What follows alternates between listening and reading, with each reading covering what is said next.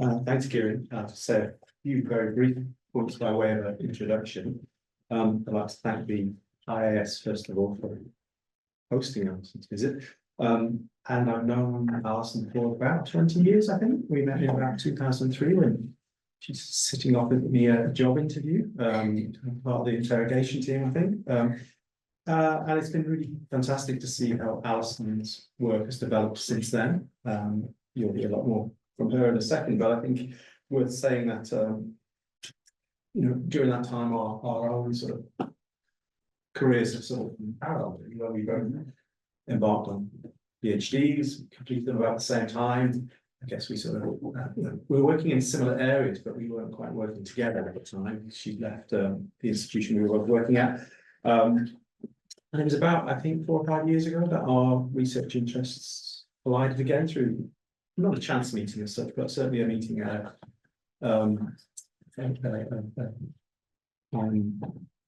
society sort of meeting that we met at in London. And it was at that point that we realised that we both had really strong shared interests in heritage, which kind of get right back to Alison's PhD, but also mine. And Alison made a very sort of straightforward point that she thought we should be working together a lot more. So, and that was encouragement enough for me. And since then, we've really been exploring this concept of the relationship between graphic design and heritage and all the other interdisciplinary avenues that seems to veer off into. And in particular, I'm sure some of these themes you'll hear about today around areas of sport, food, and several other interesting areas where this sort of concept and idea can be applied. Our current work and the part that Alison's contributing significantly to is the way we're looking at graphic heritage from the point of view of the means, meanings, and measures, which is my little 3M kind of scenario, which I'm really excited about. And I think personally, I've learned a lot from Alison's work in meaning, because I was preoccupied with meanings, so the kind of objects that communicated things. Alison takes much more of an approach, I guess, from a sort of social science geographic point of view, in terms of how meanings are attached to objects. So we complement and overlap each other particularly well. A very vibrant research agenda at the minute that we are constantly talking about, even though she's on the other side of the world. And perhaps the last thing I'll say is that we have great fun in a sort of metaphorical baton passing exercise, because the one thing I remember Alison saying, Rob, are we going to be able to put this research grant application together in 20 days? And I remember saying, Alison, it's 40 days because you work overnight while I'm asleep and vice versa. So we have this really fantastic kind of global kind of narrative that always doubles our time. Don't have to say that too loud in case people expect too much, but I'm sure you'll enjoy what she has to talk about today, and I'd like to hand over to her and we won't clap on them, but very much you are welcome, Alison. Okay. Yeah, thanks, Rob. Yeah, for those of you who don't know me, which looks like not many people in the room, and Rob introduced us anyway to several of the others. I'm Alison Barnes. So I'm currently at the University of Western Sydney University. Sorry, I've slipped back into their old branding. That's very bad, isn't it? Western Sydney University. But as you might be able to tell by my accent, I'm not Australian. So yeah, I'm going to be speaking about some of the work that myself and Rob have done around this idea of urban graphic heritage today. But first, I guess I'd like to thank the IS team for this great opportunity to come over. I have to think this is probably the most incredible space I've ever encountered in the university, actually. The fact that someone gives you loads of money to bring loads of people over to talk about interesting things, I think it's kind of incredible. So, and it's an amazing opportunity for me. And I guess I'd also like to thank Rob for his part in my journey here. You know, he's right, our collaboration has sort of started from quite a casual, oh, we should do some work together, to work that's kind of spanning multiple continents. And I think, you know, for me, what's great about Rob is his kind of energy, his generosity, his collaborative spirit, but also his strategic vision, which I think is definitely something he has ahead of me in that respect. I kind of get stuck into the stuff and he's thinking, what can we do with this stuff? But anyway, so I guess broadly speaking, my research centres on how graphic design kind of mediates our everyday lives within place. And I suppose what interests me about that quite a lot is we take graphic design for granted. It's kind of literally everywhere, so much so that we almost don't notice it a lot of the time, I think. And certainly in academic terms, I think there is still not very much written about it, really. And so my background started very traditionally in sort of creative arts. I did a graphic design undergraduate degree. I did a master's in typographic design. But I think my interest really, and Rob alluded to this with the kind of meanings thing, I think my interest has shifted kind of away from what design looks like to actually what it does. And I think I found this quote about a year ago, and I really like it. So it was written in the context of product design. So designers think we're in the artifact business, but we're not, we're in the consequence business. And I think it can apply equally well to kind of graphic design. And I guess that's where I'm coming from with looking at this stuff, to think, well, here's this kind of signage. It all seems very ordinary, but what's it kind of doing to people and to place? And I suppose after over the last 3 years, this kind of broad interest in what graphics does has developed into the specific focus, largely through a collaboration with Rob, into this idea of graphic heritage. And Rob and Johnny Zhu in 2021 defined this as any object through which people experience and are informed about urban heritage in graphic form. So obviously that's quite a broad definition, so it can apply as equally to managed formal heritage sites with kind of formal kind of information panels and that kind of thing, but also to kind of more everyday instances of heritage that might not be seen as heritage by people at all in a way, like this kind of image of the ordinary shopping street there. And as Rob kind of alluded to, I've kind of I and we have explored the idea of graphic heritage in a range of contexts. First couple of these are me trying to align my personal life and love of Arsenal with my professional life. So I've written about it in relation to the tension between the idea of a sort of club crest and a more contemporary idea of branding, to placemaking activities using graphic heritage after big stadium moves. And then in relation largely to sort of retail streetscapes, looking at kind of migration, gentrification and heritage-isation. And it's the kind of latter three that I'm going to talk a little bit more about today. So what I'm talking about today is some work that Rob and I collaborated on in Walthamstow in East London. And this was actually, when we were doing this work, it was forming part of a research bid that was the Joint Programming Initiative for Cultural Heritage, I think. We scored quite highly, but we weren't successful. But I think we felt we had some really interesting work that was worth kind of progressing without funding, and it's resulted in some sort of quite interesting thinking for me in terms of what graphic heritage can and sometimes does, kind of thing. So if you don't know, Walthamstow is the main urban settlement within the London borough of Waltham Forest, and it is really, really diverse.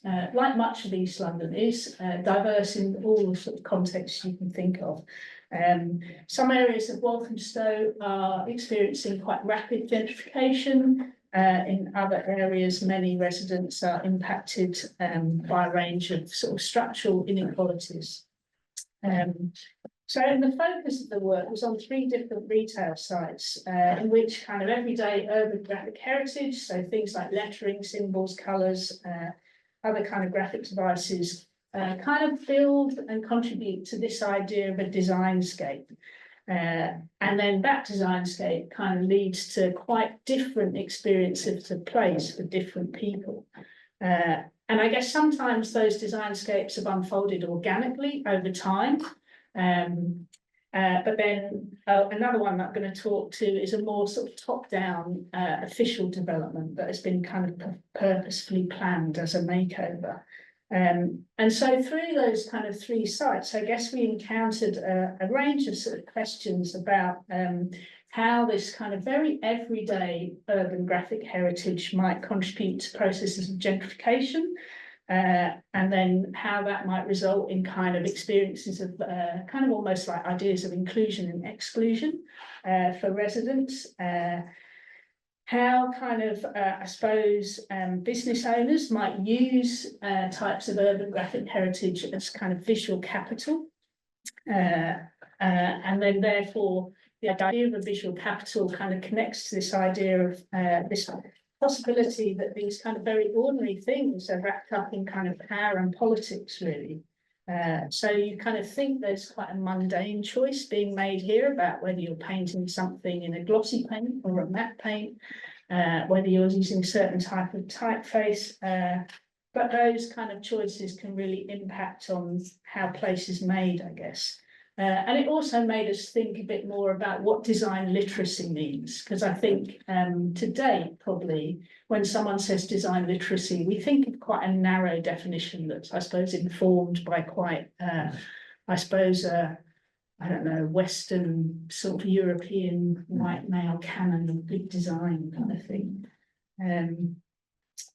So the kind of stuff that I'm going to be talking about is kind of this stuff here. So, you know, materials, colours, lettering, symbols, and they're all examples of stuff that's kind of currently in Walthamstow now. And I'll talk a little bit about those in a bit more detail as we go.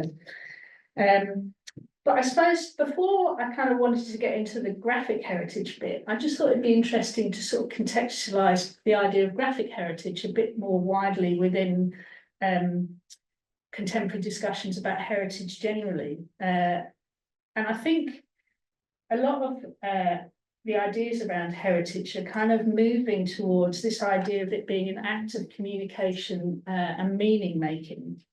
So it's an experience and a social and cultural political process. So moving away from these really traditional ideas of heritage as this material monumental thing that's kind of must be preserved because of its aesthetic dimension or its kind of like historical narrative that is often sort of got some kind of national relevance to history kind of thing. But I guess, although that's happening in the academy, I guess, a lot of heritage listing decisions still predominantly preserve that type of heritage. So that kind of ends up perpetuating this kind of more sort of elite, often class-based, Western-centric kind of set of values, and this idea of what Laura Jane Smith has called an authorised heritage discourse. So that then in turn embeds ideas of kind of what heritage is, what it means, and who kind of holds the relevant values or expertise to kind of say, to make these decisions, and then also kind of raises sort of issues about, well, who has access to that decision-making process. So kind of coming back to Walthamstow and kind of the urban graphic heritage there, I think for me, this is kind of, we can define it as this idea of heritage from below that kind of in some senses has the ability to kind of resist that kind of authorised heritage discourse sort of coming up from beneath it into place. And I guess what I'm interested in is currently the material and visual culture associated with kind of migrants who move to a place is rarely considered official heritage. You know, often if we're looking at things like food or arts or culture or that kind of thing, it's often seen as a kind of adding some kind of exotic flavour to a place. It's a kind of, you know, it's not really kind of embedded in that kind of traditional heritage speak, because obviously, as I said earlier, that's kind of often going back to the, you know, traditional idea of monumental heritage kind of thing. But I guess, you know, the everyday act of shopping kind of really kind of grounds you in a place. So when you're doing that somewhere where things reflect your own heritage, it kind of really, yeah, kind of, I suppose it situates that place, grounds you in it, both sort of socially and kind of culturally. But again, you know, this is the type of heritage that is rarely assessed by technical experts. It probably doesn't, it's not seen to kind of conform to the criteria that's used to judge heritage listings, because it kind of emerges through place, through practice, and it's fundamental to a kind of sense of identity and belonging. So one of the main kind of areas for the shopping streets in Walthamstow is the High Street and the Hoe Street, and many of the shop fronts here reflect the borough's kind of multicultural diversity. So again, they're using colour, language, letter form, symbols in a way to kind of communicate to quite specific audiences, make connections, facilitate a sense of belonging, that kind of thing. So you get this idea of sort of magasin Romanesque, kind of using the blue, yellow and red colours of the Romanian flag, the little kind of white eagle national symbol of Poland on the Polish deli. So I kind of think, you know, business owners, I think, are very clearly deliberately choosing these to communicate with specific nationalities. So they offer information that the shop will contain kind of products from home. But I think for me, they're also playing quite a symbolic role. You know, they're making these transnational connections between kind of home in the present in Walthamstow and home in the kind of past in Poland or Romania or wherever. So again, that kind of I suppose facilitates a sense of belonging and identity in their sort of current sort of material present. Happening with language quite a lot, as you can see, Bulgarian shop there using the kind of Cyrillic script, you know, featuring glyphs that don't exist in the sort of traditional Roman alphabet. We've got the example of Etlis there, a Riga restaurant that uses, has the signage both in English and in then simplified Chinese. And then we've got the Albina supermarket there with some signage in Tamil. And I think, so for me, there's something else here about the typography, because I think it communicates symbolically, it gives visual form to language. And I think, you know, when you see a language that isn't English and a script that isn't those Roman letter forms, there are kind of, I suppose, visual characteristics of those letters that I think, you know, the strokes, the weights, the curves, that kind of thing, that I think will connect emotionally with people who recognise them. And then just as a side to that, naming, I think, becomes really important to communicate to specific audiences. So, for example, Etlis actually refers to a type of traditional fabric made from the silk of the Atlas moth, which is produced in the region of northwest China, where that kind of restaurant and the owners kind of come from. So there's a kind of lot more there than meets the eye. I think, you know, people probably walk on these streets and just think, oh, terrible design, but actually there's a lot going on. So, and weirdly, I think, or maybe not weirdly, I don't know, brand marks, I think, are quite important in this respect as well, and really connect with specific shoppers. So this shop here is actually called Super Grows Food, but its whole fascia has actually got the Jumbo brand across it. So we've got the tagline, proudly African, we've got the Jumbo brand mark with the symbol of the crown, and Jumbo is actually a brand of stock cubes that was kind of established in 1978 in Sierra Leone, and it's really prevalent across West Africa, and it's synonymous, and I think they talk about their brand with this idea of a taste of home. Similarly on Ambrosia, we've got the Grace logo, which is a specialist in Asian and Afro-Caribbean foods. We've got kind of logos from Dunn's River, other ones. So again, sort of products that reflect, I suppose, a Caribbean heritage there.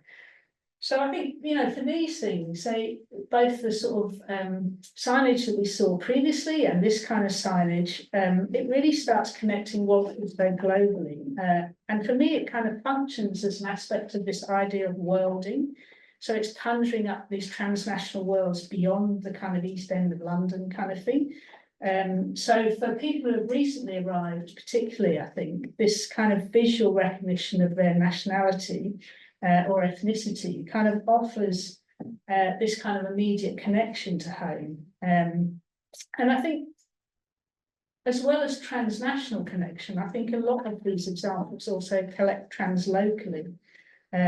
If you're talking about things that people have used in their home cooking, they'll be thinking about those in terms of the town or their village they lived at, not thinking about their whole country. So I think, so it kind of ends up in this idea of this sort of construction of this dynamic site, which I think is really captured nicely by Suzanne Hall. And she talks about this idea of an aggregation of a multitude of near and far local worlds.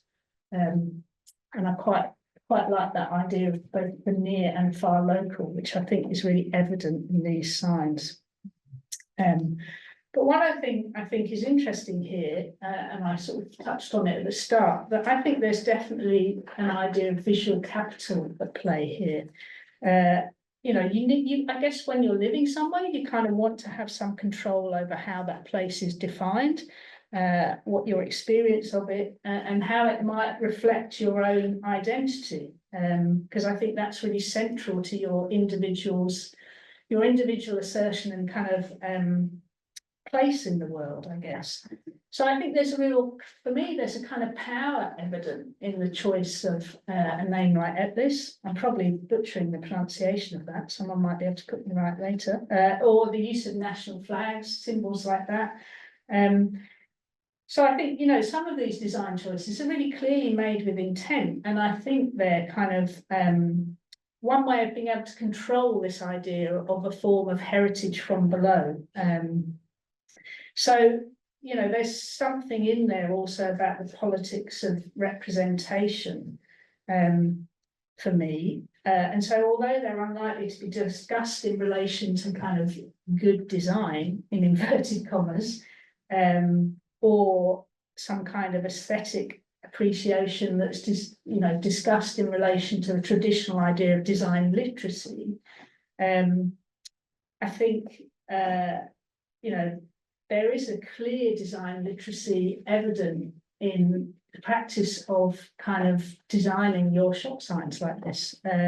So, you know, they don't conform to any of the criteria that might be kind of potentially kind of seen as good design or being listed. So the kind of things that are linked to kind of an authorized heritage discourse, but I think they impact on the people who understand them, and then they impact on place, because for me, they kind of end up making Walthamstow in the image of everyone who kind of lives there, because it becomes a very diverse kind of graphic place kind of thing. So that in turn kind of impacts on the design scape, but then also on the kind of identity of place, because those two things are obviously kind of co-constituted really. Took a while. And I think what's interesting for me is actually something about the kind of difference and the diversity in such huge amounts. So there's almost like a design-led kind of cosmopolitanism going on, you know, in terms of the riot of different colours, typefaces, languages, all that kind of thing, all the different styles. And I think the sort of visual plurality of this signage is sort of, I suppose, a visual evidence of this idea of Doreen Massey's kind of thing, about this idea of place being thrown together. Everything's kind of colliding at once with not much sort of control, I suppose. But I think it's also a really interesting example of this idea of everyday multiculturalism. You've got, I mean, I suppose that sort of touches on ideas and of conviviality, and the negotiation of difference in amidst kind of super diverse communities. And I know that's been critiqued, and there's been suggestions by some academics that kind of fleeting encounters on shopping streets and markets don't really kind of change behaviour or experiences. And obviously this idea of conviviality doesn't necessarily kind of preclude racial tensions and all that kind of thing. But actually I find Suzanne Wessendorf's work really interesting. So she speaks towards around a civility towards people who are different, and how you can learn that through everyday practices. So she has this idea that when difference is visible everywhere, which I think it is here, that kind of facilitates a sense of belonging for people who are visibly different in terms of ethnicity. So I think the graphic heritage here there is, for me, it's not only a metaphor for this idea of kind of belonging through not sticking out kind of thing, but through the kind of visual diversity of the script systems, type, etc. I think it kind of contributes to the process of fitting in, really. But kind of moving to a completely different little enclave. So 500 metres roughly away from the High Street and Hoe Street, we have Orford Road, which sits within Walthamstow village, which is a small kind of gentrified enclave within Walthamstow. The name Walthamstow village was actually kind of popularised by estate agents in the 1990s. It doesn't really, it kind of, well, it exists now because they popularised the name, but it's not especially a really real place.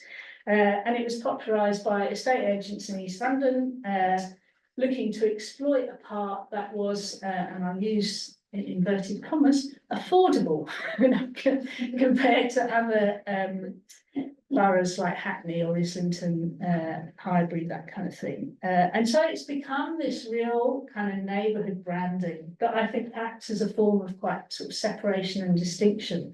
You know, there's a real clear sense that it's Walthamstow village is not just Walthamstow kind of thing. But anyway, there's a little small parade of, well, it's reasonably large. I'm trying to think how many businesses down there, probably about 18 or 20 businesses down this little strip of Orford Road. And they display a very different style of graphic heritage. So the fascias are largely wooden, painted in the kind of muted tones of greys, greens, blues, that kind of thing. Very prevalent of the kind of colours you'll see in gentrified areas all over the UK. Paint is normally kind of matte or soft sheen. We've got some sort of traditional gold lettering existing on an old shop front there that I think is heritage listed, but then appearing on sort of some of the newer ones. And there's a kind of sense of craft evident and a sort of human quality evident in those materials. So there's a sort of, for me, there's a sense of nostalgia for previous times, ideas of the artisan, that kind of thing. You know, in terms of the sign writing, and that kind of links to, I guess, a lot of the products in the shop that tend to be of a kind of artisanal nature in some of them. So a lot of the shops kind of use contemporary sans serif typefaces.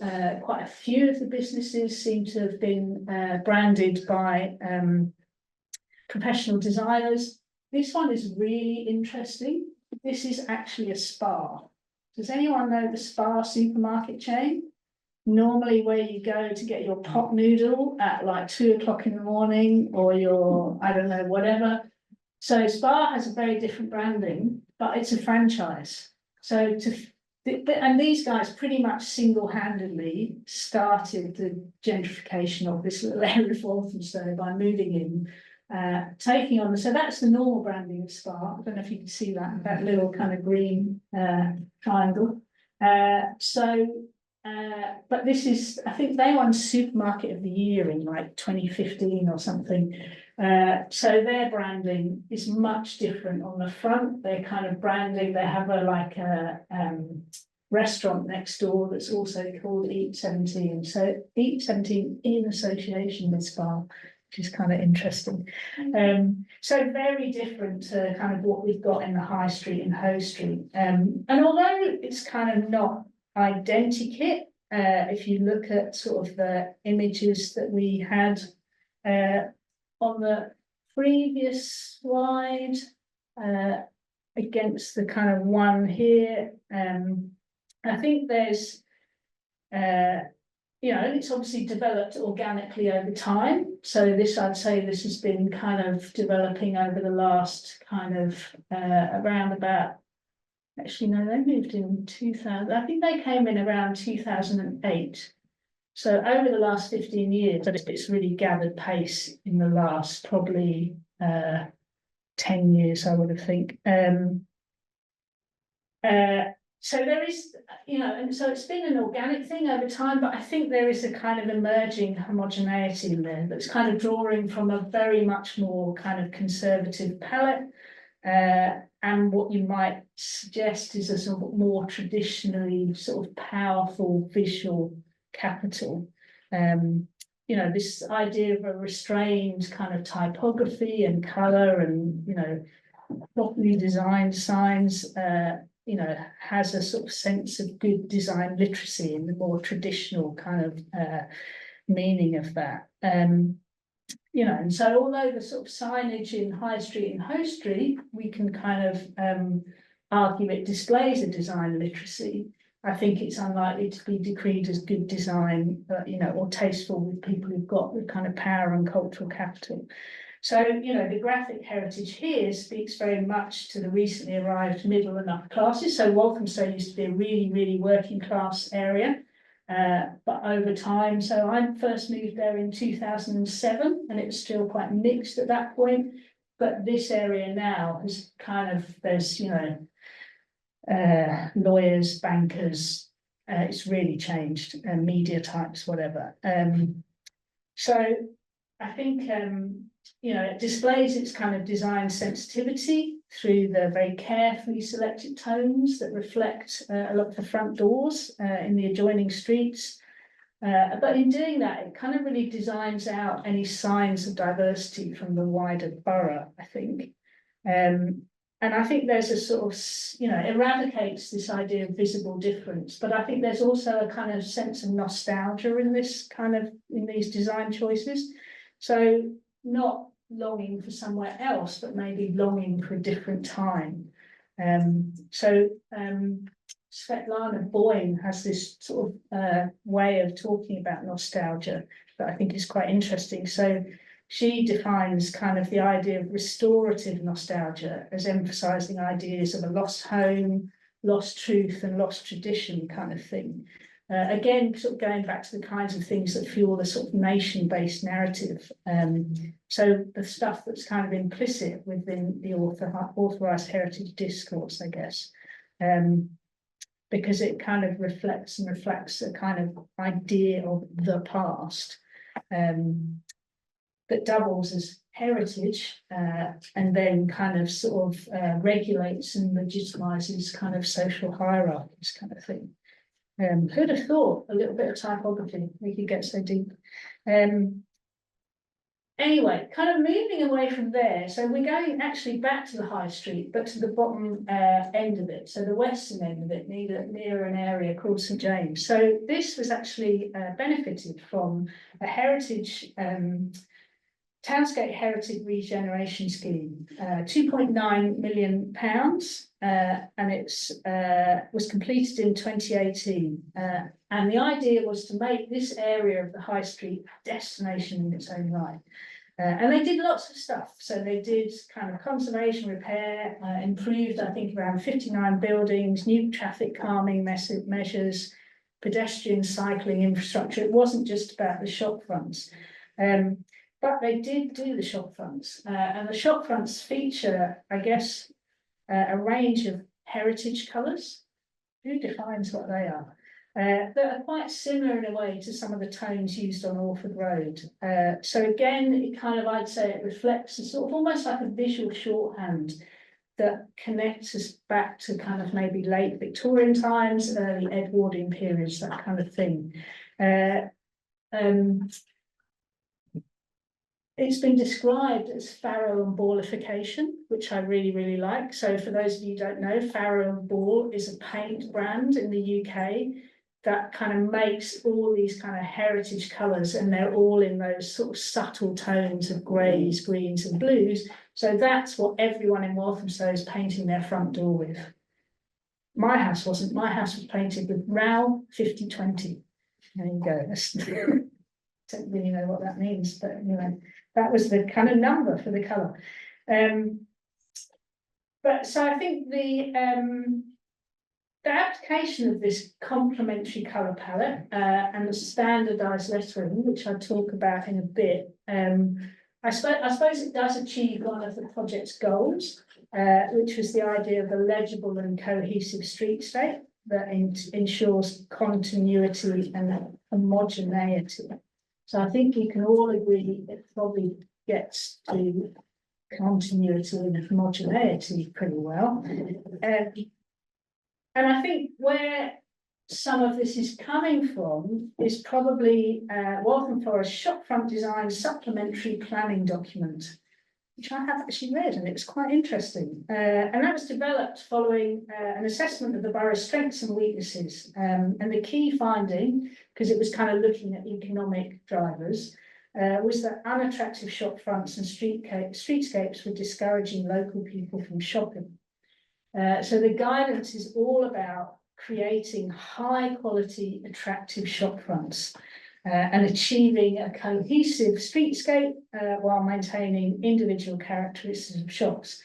So it kind of really stresses uniformity, consistency and continuity, and it really kind of stresses minimising signage, minimising clutter. Businesses are advised to remove posters from windows, to unclutter displays. There's a lot of kind of pejorative language in there. You know, they must remove random items, whatever they might be. It suggests colours should not be garish. Finishes should be matte, not shiny. Lettering should not swamp facades. So I think immediately for me, that assumes a kind of lack of design literacy amongst big business owners. It's pretty patronising, I think. And we've seen already that a lot of the design decisions are made with clear intent. I think things like posters on shop windows, quite often they're advertising kind of social cultural events that are relevant to the particular community that use that shop. You know, there's a kind of sense for me that you know, the guidance sort of suggests that business owners don't know what they're doing, but I actually think the opposite is true. If you're going to run a small business and be up against, like, well, in Walthamstow, like there's a Lidl, there's an Asda, there's a Sainsbury's, there's not a big Tesco near there, but you're going to have to be going some to kind of keep your business open. So I would actually say small business owners are probably better off, I thought, as experts, because they kind of build relationship with their customers. They have to really know what their customer wants and needs, otherwise they're not going to survive. But also I think there's something in here about food shopping in itself. You go into a supermarket, everything's packaged, everything's ordered. It's kind of eradicates that multi-sensory experience. And I think, you know, food shopping in particular is a really multi-sensory experience. So, you know, for some of these communities, they might be kind of, I suppose, come from somewhere where that multi-sensory experience is less kind of controlled. So there are goods out on the street, you can smell stuff, you can taste stuff, you can handle it, you are, you know, there's hustle, there's bustle, that kind of thing. So I think, again, you know, for me, these business owners are probably actually setting up something that they know their the customers are familiar with and want to engage with that way, because that's how they've kind of done it elsewhere. So again, I think there's a lot of design literacy in going against some of this kind of advice in the document, and clearly it's fine for the spa to have a little clutter of a pretend pseudo-authentic fruit and veg cart on the pavement. But anyway, because, you know, that looks very authentic and hipster, doesn't it? But Anyway, the design, the scheme at St James, it's quite interesting because it's quite a small space and it's kind of quite a local thing. It doesn't seem to get, you know, I can't imagine it being national news, but Owen Hatherley has described it as a mistake, a sanitisation of shop signs that eradicates evidence of the ever-changing global microcosm in Walthamstow. And he says it kind of creates this historically illiterate retcon of the 1940s that never happened. And I think for me that, you know, that brings consequences beyond visual consistency, because it then reinforces a particular type of visual capitalistic design, while simultaneously reducing the opportunity for local businesses to communicate both translocally and transnationally. And the fact that it's kind of been designed and approved by experts also sort of suggests a connection back to the ideas of the authorised heritage discourse. Going back to the typeface, so the typeface I've used here on the shop fronts is Gotham. So that was actually originally designed in the year 2000 for GQ magazine, and it was actually inspired by 20th century architectural signage in New York City.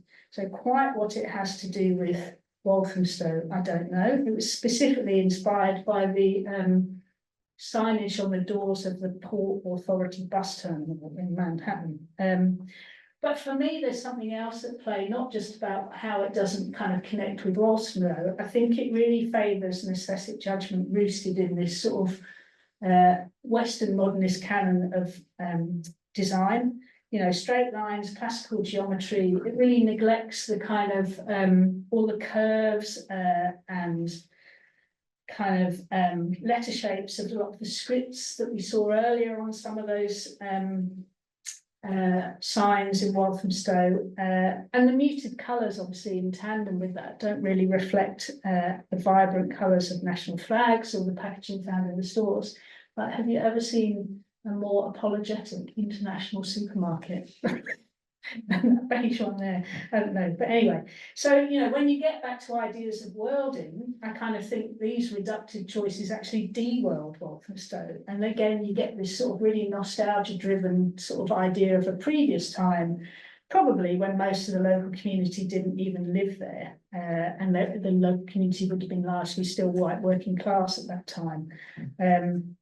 So, you know, in privileging that kind of particular type of graphic heritage from a period sort of before the arrival of many of those communities, I think you're almost creating a sort of design-led narrative that's not only kind of inauthentic for the sort of current place and community, but maybe also kind of contributes to some kind of sense of exclusion. I need to hurry up, don't I? 5 minutes or so. Okay, all right. What am I doing? Yeah, I mean, there's something interesting going on there as well with the typefaces. When you look at images of the previous era, you can see there was a riot of interesting typefaces, and I think it looks really cool.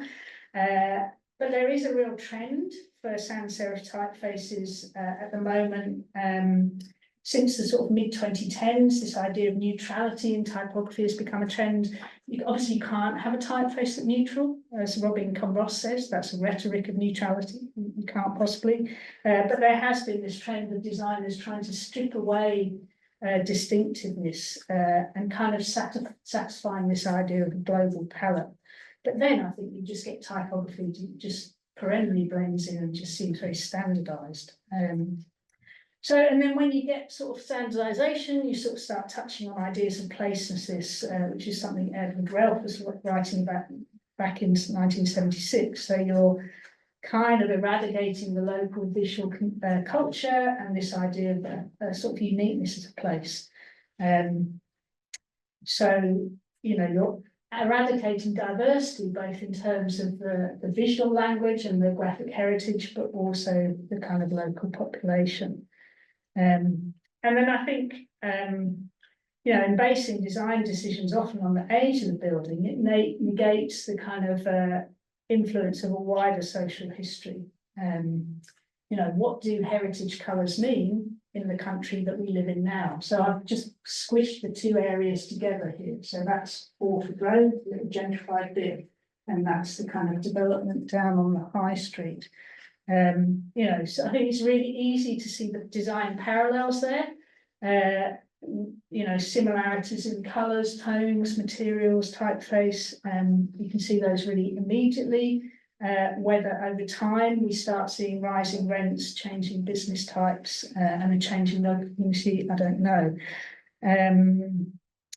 God, this has really taken me so much longer than I thought it would. So I guess finally, for this bit, maybe I won't do the next bit.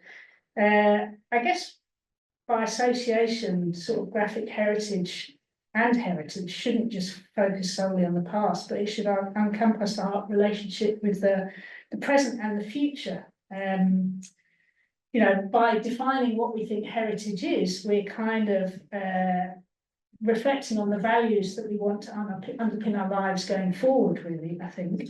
And I think with graphic heritage interventions, either temporary or permanent, you know, they become part of the history of places. So cities evolve naturally, but we kind of should be able to welcome the future and accommodate the present without severing the thread of continuity with the past. So I think one of the things that Rob and I were thinking about was that everyday graphic heritage might provide an interesting thread between the past, present, and the future. You know, it has the power to change place through the contribution it can make to patterns of urban development and gentrification. So understanding how these mundane choices can kind of make these differences, I think, are really important for people who are making those decisions. So I think, or we think, there's potential for graphic heritage to be used collaboratively between business owners, architects, planners, conservation professionals, and policymakers. You know, a graphic heritage-led approach that requires visual consistency could be achieved, I think, through designing with a broader visual language that represents diverse cultures and connects with them in meaningful ways. So I might stop it there. I was going to talk about what I was doing. Oh no, I've got another. Oh, I forgot to move on to that slide. Sorry. I've got two things going on here.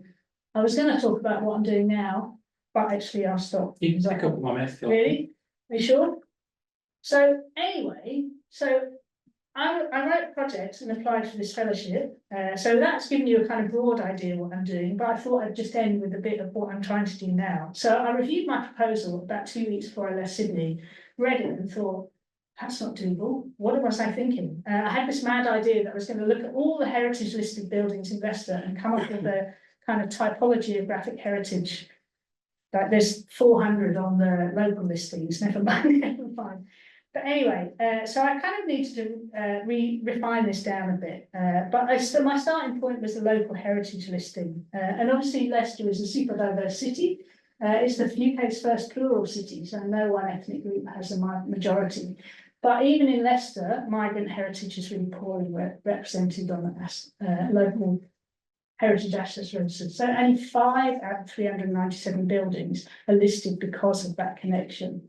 12 have a bit of a connection, but several of those primarily it's about the old building. So I'm starting to just walk around Leicester and think really. So this is an example here of the Hindu temple that's built onto and within the 1920s clothing factory. So that listing is because of that current temple, not because of the clothing factory. This one is a Hindu temple in a local hotel. I haven't moved it on, so I've got two things going on at once. In a local hotel on Uppingham Street.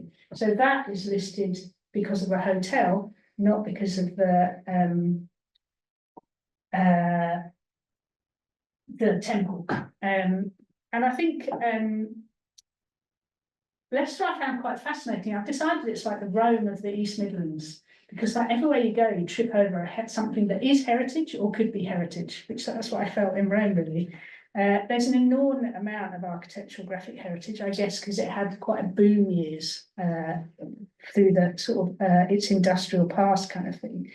And so I've just been kind of walking around Leicester, contemplating the sort of ever-present tension between heritage kind of processes that preserve, but then the idea of masses, idea of place, which is always in process, always ongoing.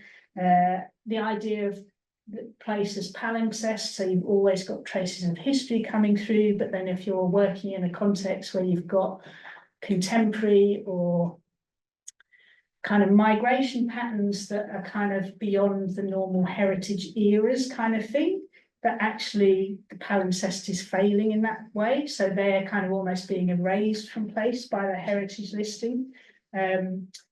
So what I started to look at was buildings, locally listed buildings that have changed their use, and in particular religious buildings. So still not entirely sure where this is going, but very interestingly, I found that English Heritage wanting to expand their knowledge of minority faith buildings, although in Leicester that term doesn't really work because they're neither a majority nor minority. You know, maybe what I'm doing is quite timely, but because I'm always a graphic designer working out in another discipline, there's lots I need to kind of read and find out. So, you know, I need to find out more about the listing process, maybe even more about the makeup of the bodies that do list things. There's some interesting writing about how the heritage sort of area can often be a very white space, and how therefore those decisions end up kind of making a very white inventory and then a white kind of public space.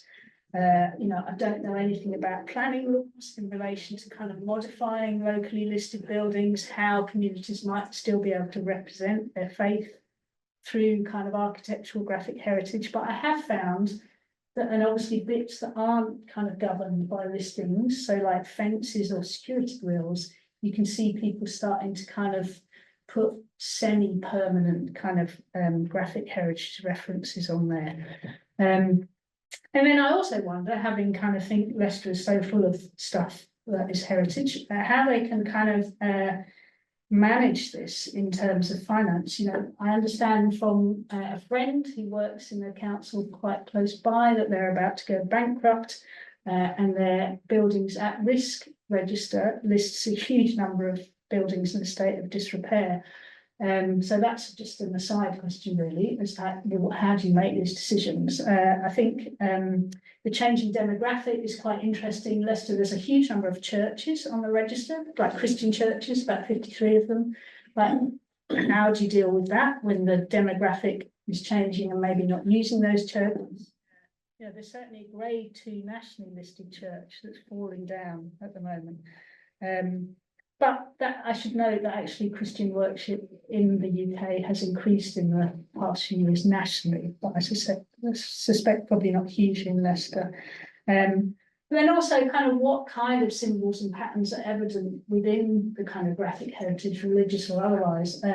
So there's just a few examples there. The one on the right is from the Hindu temple in the hotel. So obviously that's got architectural graphic heritage all over it. It's very kind of English and kind of Victorian.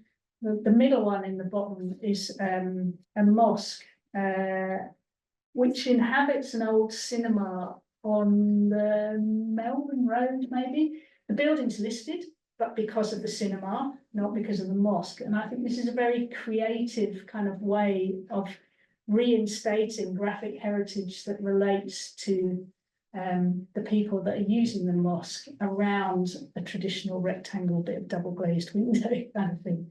And then I suppose sort of the, you know, so I guess the overarching theme of this and the Walthamstow stuff is to work out, you know, how we might use graphic heritage to better represent the sort of diverse social histories of places within the heritage systems, and maybe then that needs to include some kind of storytelling where the graphic heritage can sort of be a trigger that brings the wider history of people and place to life through the buildings, which actually happened to me yesterday because I was kind of looking at an old Wesleyan hall, which is now the Belgrave Neighbourhood Centre, and then started chatting to a woman who lives opposite, and I was saying, oh, do you know what the RS means? And then she started we started talking about that, and then she started talking about memories.